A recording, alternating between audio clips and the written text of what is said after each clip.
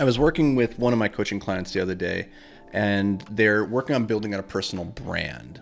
One of the exercises I like to do is to create a story Bible, which is just a repository, a journal where you sit down and you write out all of your life stories that you can think of. And they don't have to, you don't write them out in like long form. It's just one sentence, a little headline about this time with my dad when I was 6, we got ice cream, it made me feel this way, whatever. And when I was 9, the dog peed on the floor and my dad got mad and whatever. I like to do this exercise where you just brain dump as many stories as you can think of, and then you go to your friends, your family, ask them, hey, can you remember any embarrassing stories that you want to share with me?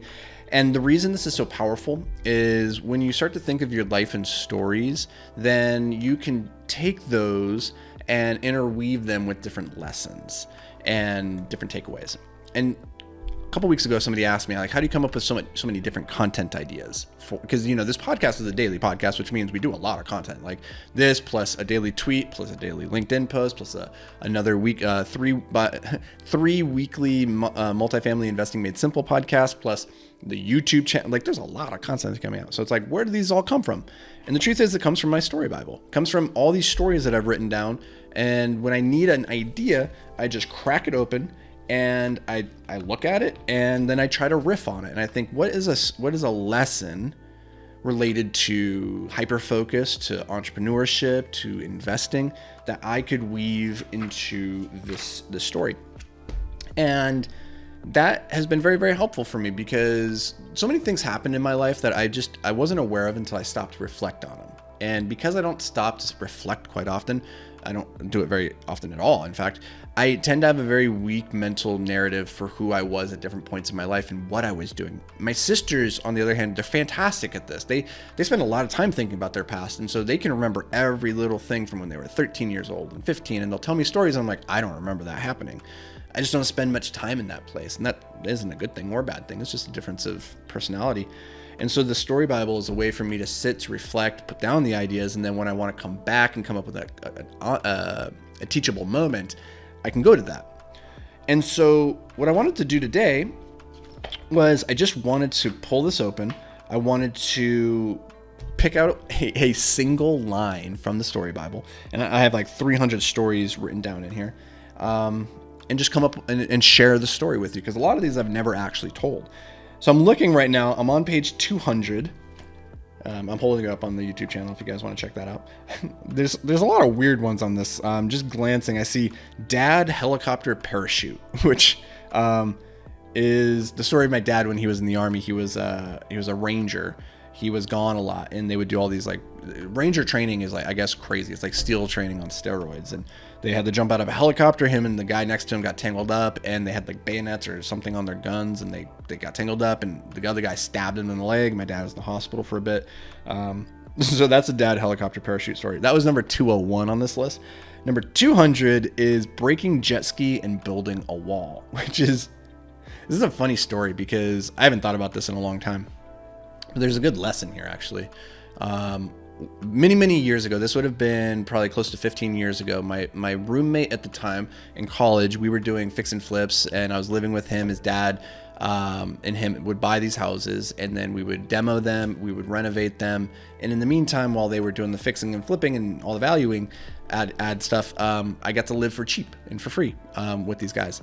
I hated it. In fact, I hated the construction side of things, but my good friend Luke, it was an awesome formative experience for the two of us. Now, Luke was dating this woman, Carrie, who many years later he would marry, and we were at Carrie's dad's cabin. What was interesting about this cabin is I had never been there. I had never met Carrie's dad before, but it was a very nice, lovely cabin, and it had jet skis.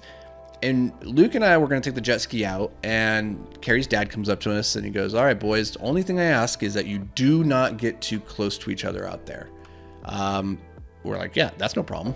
Don't worry about that. We won't get too close to each other. And promptly within, like, I kid you not, 5 minutes, we're in the middle of the lake. We're spinning circles around each other, and we smash into each other. A couple of numbskulls. And this is what you get from like 22-year-olds, like 22-year-old males. Like, we did not mean to do that, but we are idiots, and that is what we did. And so we broke his jet skis. And I felt terrible about it because, again, I did not know this man very well. I knew his daughter very well, but I did not know him. Many years later, then they'd get married, my relationship with him would deepen, and I would learn a lot about this guy, and he was a remarkable fella. But this was my first experience with him. So we come back with our tails between our legs, and we're like, hey, dude, we broke your jet ski. We did the thing you told us not to do. And he was incredibly kind about it, actually. He could have been a dick. He was fully within his right to lay into us and really take it out on us. But he took a different path. And I really respect him for this, and I look up to him as like understanding how to lead people because of this. He could tell that we did not mean to do this, and that we were young and dumb, and that we felt really bad about it, and that we wanted to make it right, but that we're also poor. We didn't have a way to fix his jet skis for him in that moment. And so he goes, okay, boys, you know what? To make this right, you're going to come back here next week, and you're going to build me a retaining wall next to the garage. And we're like, okay, cool. Like, I didn't know how to make a retaining wall. Luke did. And so, you know, he told me what to do, and I moved bricks, and we did it. We came back the next week, and we made him a wall. Took all weekend. And the lesson here, for me, the thing that I really take away is to recognize that people sometimes fuck up, and that kindness and how you handle those moments with grace and compassion or just understanding is going to do more to position yourselves in their eyes as a leader, whether that's on a team or your family with kids or your relationships, than laying into anybody ever will. And if you can look for the constructive solution to help them make the thing right, like I still remember just how kind that I was. So worried because him and my partner Luke and I, we weren't in like a strong financial situation at that point, and I was like, I don't know where we're gonna come up with this money. It was like a very stressful thing. I felt so damn bad about it because I knew I had no way of like paying him back on any kind of meaningful timeline. So for him to give us this opportunity to make it right by doing something that we were able to do, it gave us a way to earn back respect. And I still just remember it's such a really cool way of handling it, honestly.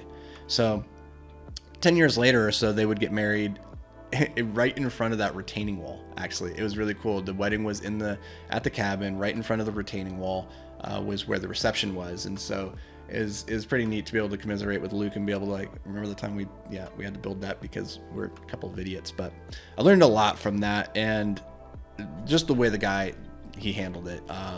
Dave's a good guy. Good job, Dave. So that is a story. I'm not saying it's a good story. I'm not saying there was a strong lesson there, but you can see how in having this written down and then just pulling it off of a list and just riffing for a little bit, you can start to come up with little ideas, little parallels. And I think this is the key if you want to be like a content creator, if you want to build a personal brand, or if you want to build, a content machine for your business, which I think is the best way to build a business, to market it. This is what we did for Escape Climbing, was we really started to tell personal stories about the company, about the people behind the company, not necessarily my partner Ryan and I as like the builders of the company. It wasn't about us, but we were trying to humanize and tell stories from the lens of the company, and that did a lot for building goodwill and building relationships with our customers.